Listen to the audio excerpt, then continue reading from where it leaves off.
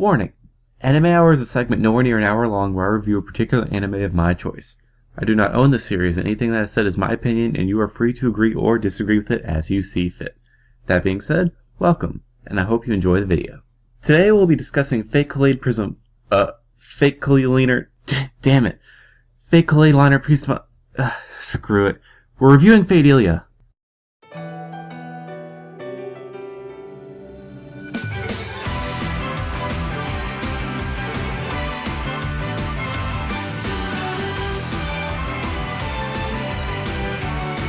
The Fate franchise has always been one that I've kept my eye on. Being a series that features famous historical figures fighting each other, it has always been a successful and very expansive franchise. There have been visual novels, games, animes, movies, manga, cards, figures, keychains, hats, dolls, actual novels, body pillows. Look, what hasn't the series been? But even amidst all that, Fate Call Me Maybe has become something of an oddity in the franchise.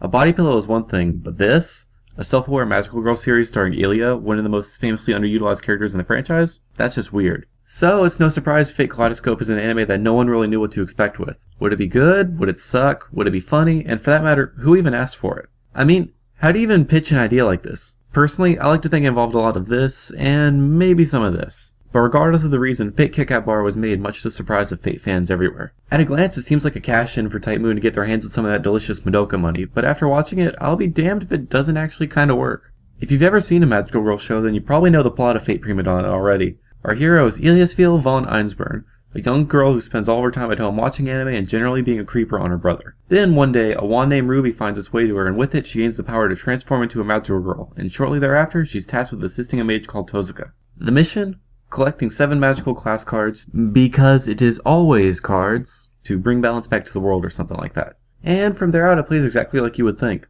She goes to get the card, does a weirdly sensual transformation, fights a bad guy, she meets another magical girl but she hates her, or maybe she doesn't. They kinda work together, they kinda don't, and they get more cards. They fight a few bad guys, in one fight Illya's a badass, in another she messes up. She wants to give up being a magical girl, then she doesn't. Then she goes on to save her friend, they get the last card together, and with the power of friendship and love they win the day, and then they may or may not kiss. Yada yada yada. It isn't until the second season that Fate linebacker decides to ditch training wheels and tell more of an actual story. A new girl gets introduced who happens to be a perfect clone of Illya, and with her appearance she goes around causing all kinds of trouble.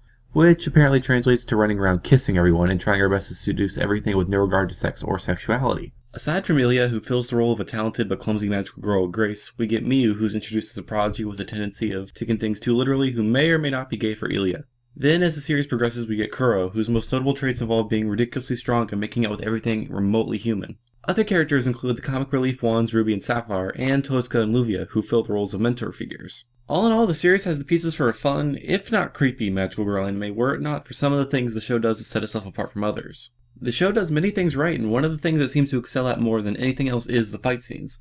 The animation and pacing is all good throughout, but when it comes time for some action, the show jumps up to a whole new level. Enough so you'd be forgiven for thinking you somehow caught the wrong show by mistake. The fight scenes go all out and not only help give the show something truly great, but to help it feel more like an actual installment in the Fate franchise instead of a small joke series like many seem to think it is. The show has its high points, and the action is most certainly one of them. The fights were a spectacle of colors and action that were enough to carry the series all the way through and remain a joy every step of the way. Speaking of things Fate Kesha does right, the one other thing that makes the series really stand out is the incredible amount of fan service.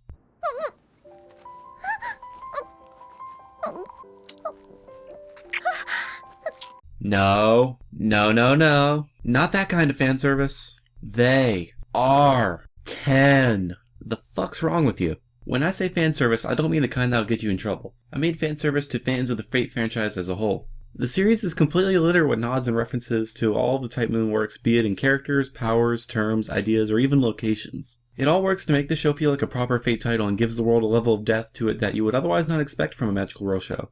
Yet it never goes far enough with it that it would alienate new viewers. In fact, it streamlines it enough that I would say Fate Pretzel Liner isn't just a good series to enjoy as a fan of the Fate franchise, but also a good way for newcomers to get acquainted with it as well. It's these sort of things that give the show its own identity and proves that it isn't just a dumb joke. It's not a generic magical girl show. It's an action-filled nod to the Type Moon universe that also manages to stand on its own terms. However, as great as the show can be, there is a lingering problem throughout the series with the other kind of fan service.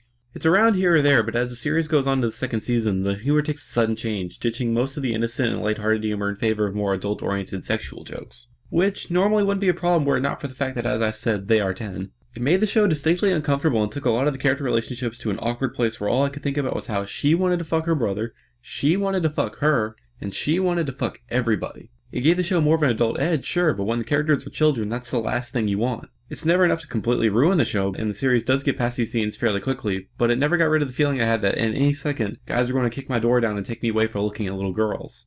But if you can take that in stride, then you're in for a pretty enjoyable series. There really isn't anything much wrong with the show. What it doesn't do well, it does good enough for it to not be a problem, and really, that's all you really need. Fate Illuminati isn't trying to be the next big thing or even be particularly deep or thought-provoking. It is exactly what it says it is. It's a Fate Magical Girl series, and it turned out far better than anyone extra ever thought it would be, and that it had any right to be. It's a definite must-see for any fan of the Fate franchise and can be a good thing to check out, even if you aren't. Right now, you can easily find the whole series on Crunchyroll, and with the third season already in the works, now's as good a time as any to check it out. It's far from perfect, but it's a great show to watch all the same. Just be ready to run when the cops come for you.